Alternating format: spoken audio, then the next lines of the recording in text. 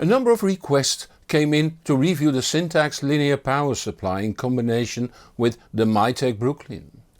A simple request, but since the number of reviews I can do is limited and that power supply cost €850, will it be time well spent?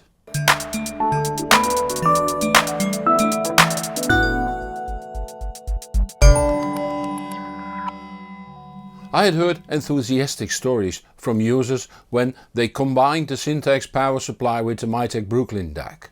But I was already rather impressed with the new S-booster that cost less than half. When more requests for a review came in, I decided to give it a go. Then it became clear that it's more or less built to order and has a number of options. You can go for the somewhat lower priced small version that is targeted at the Mytek Liberty DAC, or the version reviewed here in either single or double voltage output. The latter is in fact two power supplies in one housing. I reviewed the single voltage version that outputs 12 volts DC, 6.3 amps, and I had to wait since it's built by hand and there was a waiting list.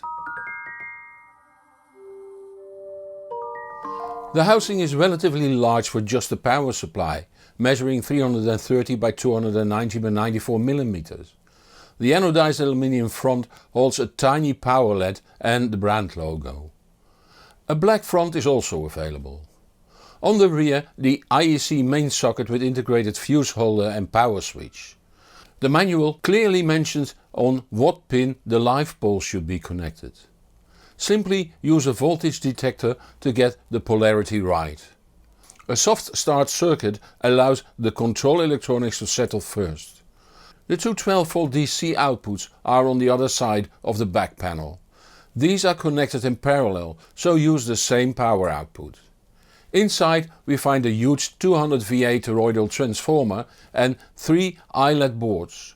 One holds the 230 volts choke, the other two the 4 volt filtering, rectifier, buffer and voltage regulation circuits. I'm not going into the specifics, but as the designer said himself, it's a classic design, effectively a DC amp, but built to perfection. Component choices and the way it is built play a paramount role. Components are inserted on eyelet boards and then hardwired using 1.5 square mm, almost 15 gauge, copper wire. According to the designer, parasitic capacitance and induction of the printed circuit board are avoided this way. The Syntaxx comes with a simple mains cable and two simple DC cables. A better mains cable is advised, but experiments using more esoteric DC cables did not lead to a better sound quality, according to the manufacturer. It's always interesting to listen to a new audio device. Connecting the Syntaxx to the Mytek Brooklyn at first was a strange experience. The low end was extremely impressive immediately.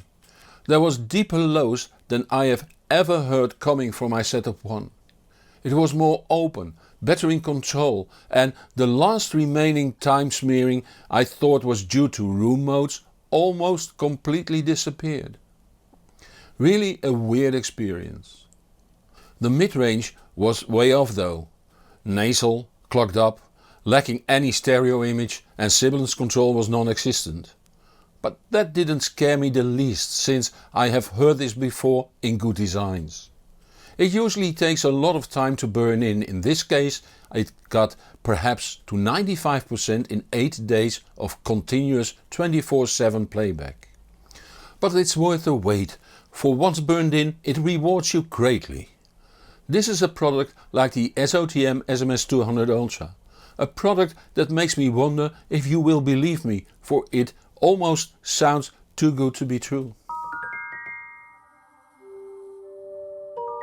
Connecting the Syntaxx to the Brooklyn brings you a completely new stereo, once burned in. The tonal balance increases, voices sound incredibly real, sibilance control is extremely good.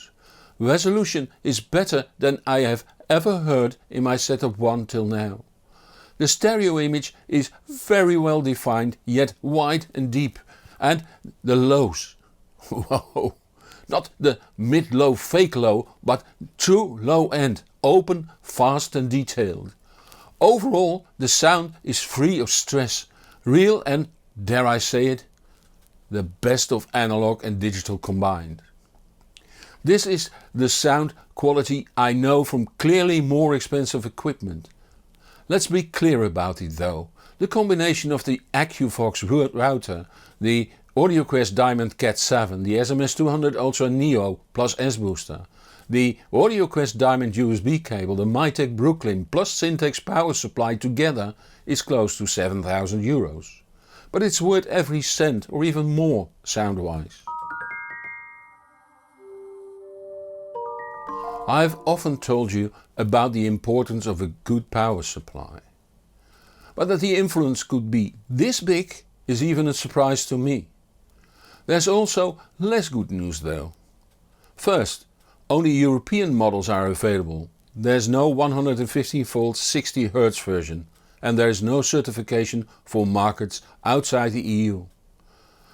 This is not likely to change soon, if ever, due to the second bad news. The hard wiring used, according to the designer an essential design feature, requires a lot of manual labour. And manual labour capacity is limited. It's like with hand-built cars. What you get is unique, but it doesn't come cheap and there will be a waiting list. If the performance would have been only slightly better than the other options I know, I wouldn't have made a video on it. But especially if you already own a Brooklyn or a Brooklyn 2 DAC, it brings you a very high return on investment despite its price. What it does to other products I can't say for sure, but I would be surprised if not equal results are achieved. If you consider buying the SOTM SMS200 Ultra Neo and the Brooklyn 2 combination, go for the 12 volts version of the SMS200 Ultra Neo and feed it from the Syntaxx 2. For those outside of Europe, I'm sorry, but next week there will be another interesting video. So if you don't want to miss it, subscribe to this channel or follow me on the social media. If you like this video, please consider supporting the channel through Patreon or PayPal. Any financial support is much appreciated. The links are in the comments below this video on YouTube. Help me to help even more people enjoy music at home by telling your friends on the web about this channel. I'm Hans Beekhuizen, thank you for watching and see you in the next show or on thehbproject.com. And whatever you do, enjoy the music.